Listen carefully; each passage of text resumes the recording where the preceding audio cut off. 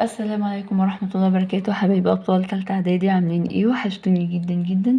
يا رب تكونوا كلكم بخير إن شاء الله. النهاردة هنحل مع بعض محافظة رقم 26، محافظة البحر الأحمر. وقبل ما نبتدي نعمل لايك للفيديو، شير والاشتراك في القناة، ونفعل زر الجرس للكل عشان يوصلكم كل جديد بأمر الله. نسمي الله ونصلي على الرسول. اللهم صل وسلم وبارك على سيدنا محمد وعلى آله وصحبه أجمعين. أولا الجغرافيا. أمام خريطة للعالم اكتب ما تدل عليه الأرقام التالية. تعالوا يا أبطال نشوف مع بعض الأرقام على الخريطة بتشير إلى إيه. أولى دول العالم المنتجة لأصواف المارينو، رقم 1 على الخريطة، وهي أولى دول العالم منتجة للأصواف من أغنام الميرينو هي إيه؟ دولة أستراليا. 2 أولى دول العالم إنتاجا للدواجن، رقم 2 بيشير إلى دولة الولايات المتحدة الأمريكية. الولايات المتحدة الأمريكية. 3 منطقة يسود بها الرعي البدائي هي منطقة إيه؟ منطقة التندرا. رقم 4 إقليم صناعي، رقم 4 بيشير إلى إقليم صناعي وهو إقليم شرق آسيا. رقم ب اكتب ما تشير إليه العبارات التالية. زراعة الأرض أكثر من مرة واحدة في العام الواحد لسد حاجات الاستهلاك المحلي، دي كده الزراعة الكثيفة.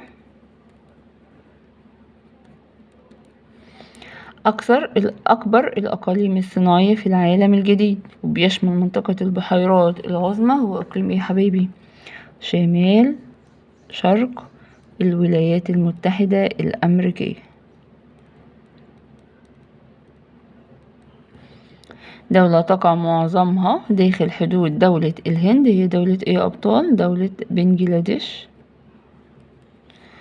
طاقة تنتج من الأمواج وحركة المد والجزر في بعض الدول المتقدمة هي ايه؟ الطاقة الكهرومائية. الطاقة الكهرومائية. قارن بين النحاس والبوكسايت من حيث الأهمية وأولى الدول المنتجة لكل منهما. بالنسبة للنحاس أهميته يستخدم في الكثير من الصناعات مثل الأسلاك والأدوات الكهربائية. أولى دول العالم المنتجة للنحاس هي شيلي في أمريكا الجنوبية، أولى دول العالم إنتاجا. أما البوكسايت أهميته يعد الخام الرئيسي لمعدن الألمنيوم. أولى الدول المنتجة هي دولة أستراليا. اكتب كلمة صواب أمام العبارة الصحيحة وخطأ أمام العبارة غير الصحيحة. تعتبر قارة آسيا أكبر قارات العالم إنتاجا للقمح والقطن، الإجابة صحيحة.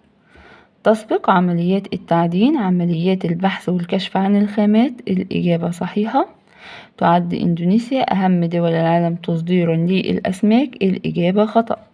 تعد إندونيسيا أهم دول العالم المنتجة للأسماك. طب إيه هي أهم الدول المصدرة للأسماك؟ عندنا دولة الصين والنرويج وتايلاند. يبقى إندونيسيا أهم الدول المنتجة للأسماك، لكن أهم الدول المصدرة هي الصين والنرويج وتايلاند. تعتبر دول الخليج العربي من مراكز الصناعة الحديثة وتشتهر بالصناعة البترولية، الإجابة صحيحة. تقتصر الصادرات المصرية إلى نيجيريا على المواد الخام، الإجابة خطأ. تصدر مصر إلى نيجيريا بتصدر لها إيه أبطال؟ الأسمدة والمعدات الثقيلة والأسلاك النحاسية والمحولات الكهربائية ومواسير الألمنيوم، وكمان إيه؟ الإطارات. السؤال رقم ب ما العلاقة بين انتشار التعليم في دول وسط آسيا وحرفة الرعي؟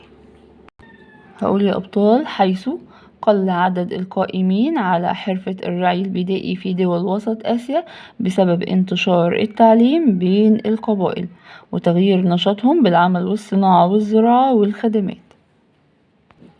ما الأثر الناتج عن يعني ما النتائج المترتبة على كثرة التلال والينابيع المائية في المرتفعات الوسطى بألمانيا؟ أدى ذلك إلى أنها أصبحت مناطق جذب للسياح. بما تفسر يعد النشاط الزراعي من الأنشطة الاقتصادية الأساسية في العالم، يعني هي أهمية النشاط الزراعي؟ لأنه يمثل مصدرا رئيسيا لغذاء الإنسان بجانب الأسماك والحيوانات، يرتبط به تربية الحيوانات، يعد مصدرا مهما لمواد الخام الزراعية اللازمة لبعض الصناعات مثل الألياف الصناعية التي تستخرج من محاصيل القطن والكتان والجوت وبتدخل في صناعة المنسوجات، وكمان المطاط الطبيعي الذي يستخرج من عصارة أشجار الاستوية يدخل في عدة صناعات منها إطارات السيارات. أين تقع هذه المدن؟ موجودة فين وبما تشتهر وشهرتها ايه؟ دولة مدينة برلين ومدينة حيدر أباد. مدينة برلين توجد في دولة ألمانيا وشهرتها إنها العاصمة السياسية، يبقى شهرة برلين العاصمة السياسية وهي موجودة في دولة ألمانيا. أما حيدر أباد موجودة فين؟ في دولة الهند. حيدر أباد موجودة في الهند، دولة الهند، شهرتها من أكبر مراكز الصناعة اليدوية وتضم العديد من المراكز الإسلامية. ثانيا التاريخ، اكتب كلمة صواب أمام العبارة الصحيحة وخطأ أمام العبارة غير الصحيحة.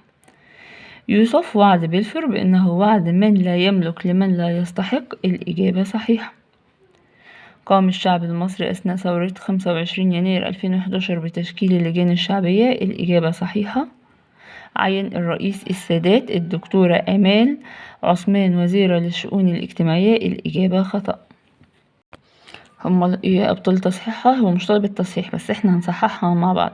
عين الرئيس السادات الدكتورة عائشة راتب، عائشة راتب وزيرة للشؤون الاجتماعية. استعادت مصر طابة في عهد الرئيس حسني مبارك، الإجابة صحيحة. أول رئيس لجمهورية مصر العربية جمال عبد الناصر، الإجابة خطأ. مين يا أبطال؟ محمد نجيب. أول رئيس للجمهورية هو محمد نجيب. ما النتائج التي ترتبت على معركة رأس العش؟ ترتب على ذلك نجاح القوات المسلحة المصرية في هزيمة القوات الإسرائيلية عندما حاولت احتلال مدينة بور فؤاد. ما النتائج المترتبة على تعاون منظمة اليونسكو مع مصر بالنسبة للتراث الحضاري المصري؟ ترتب على ذلك إنقاذ معابد أبو سمبل في عام 1964 لتجنب تعرضها للغرق، و2 إحياء مكتبة الإسكندرية. إلى من تنسب الأعمال التالية؟ أنشأ أول مدرسة للفتيات المصريات، هو مين؟ الخديوي إسماعيل. رئيس المحكمة الدستورية العليا الذي تسلم حكم مصر حين إجراء انتخابات رئاسية مبكرة. أول ما أشوف رئيس المحكمة الدستورية العليا هقول المستشار عدلي منصور. قاد خطة الدفاع خطة الخداع، قاد خطة الخداع لصرف أنظار إسرائيل عن التجهيزات الهجومية وحصل على وسام نجمة سيناء، هو مين؟ المشير أحمد إسماعيل. اختار الإجابة الصحيحة. خضع قطاع غزة للإشراف المصري بعد حرب إيه يا حبايبي؟ فلسطين 48. قدمت مع السعودية الدعم العسكري والمالي لمصر وسوريا أثناء حرب أكتوبر 73، دولة الجزائر. قامت ثورة 30 يونيو 2013 في مصر نتيجة سوء الأحوال الاقتصادية. من المجالس الاستشارية التي أنشأها محمد علي هو مجلس المشورة. جرت أول مناقشات السلام العربي الإسرائيلي فين؟ في إسرائيل. ليه إسرائيل يا أبطال؟ هنقول عندما فكر الرئيس السادات بإنهاء الصراع العربي الإسرائيلي سلميا فبادر بزيارة إسرائيل، وهناك تمت المحادثات بشأن مناقشات السلام. يبقى أول مناقشات السلام العربي الإسرائيلي كانت موجودة فين؟ في إسرائيل. رقم ب العلاقة بين الصراعات السياسية بين الأحزاب وقيام ثورة 23 يوليو 1952، حيث أن أحد عوامل قيام ثورة 23 يوليو 1952 هو عدم وجود حياة ديمقراطية سليمة بسبب فساد الأحزاب السياسية وزيادة الصراع بينهم من أجل الوصول للحكم. أسباب العدوان الثلاثي على مصر 1956. رقم 1 عقد حكومة ثورة 23 يوليو اتفاقية مع الاتحاد السوفيتي لتزويد مصر بالأسلحة والمعدات لمواجهة الأطماع الإسرائيلية والاعتداءات على الشعب الفلسطيني. 2 مساندة مصر لحركات التحرر الوطني في الجزائر ضد الاستعمار الفرنسي. 3 تأميم شركة قناة السويس في يوليو 1956 ممن أضر بمصالح الدول الاستعمارية خاصة مين؟ إنجلترا. مظاهر تهيئة وإعداد الجبهة الداخلية قبل بدء حرب أكتوبر 73. رقم 1 رفع الرقابة عن الصحف. 2 إصدار دستور جديد للبلاد وهو دستور 1971. إلغاء الحراسات والإجراءات المقيدة للحريات. القضاء على مراكز القوة. تجهيز الجيش وتسليحه بأحدث الأسلحة وتدريبه عليها. أيد ساحات كل عبارة من مائتي للسلام مزايا عديدة في إنهاء الصراع العربي الإسرائيلي. السؤال ده يا حبيبي مهم وبيتكرر كتير في الامتحانات. مزايا السلام. رقم 1 تحقيق الاستقرار الداخلي للبلاد العربية. دفع عجلة التنمية الاقتصادية والاجتماعية وإصلاح البنية الأساسية للبلاد. تشجيع رؤوس الأموال العربية والأجنبية والاستثمار في مصر وغيرها من الدول العربية. تنشيط حركة السياحة ممن أدى إلى زيادة الدخل القومي وتوفير العملات الأجنبية. إقامة المشروعات الوطنية وتحقيق التنمية في مصر بشكل خاص ومنطقتنا العربية بشكل عام.